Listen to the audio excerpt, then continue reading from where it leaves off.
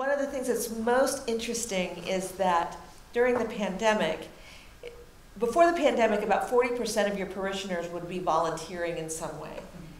Now it's like 19%. That's a radical drop in human capital that we offer at a time when needs for the kinds of things that church offers have really escalated.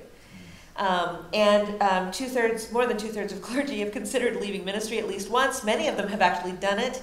A few of them say very often, and two-thirds of them say this was my hardest year of ministry. My question for the other third is, well, if this wasn't, what was, you know? So, yeah.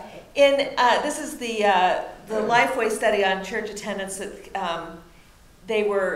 it came out just not too long ago, but they were looking at figures from last August. And so you can see sort of how that breaks down in terms of most people were experiencing, you know, a drop of about half at that point. And African American congregations were really hard hit, you know. So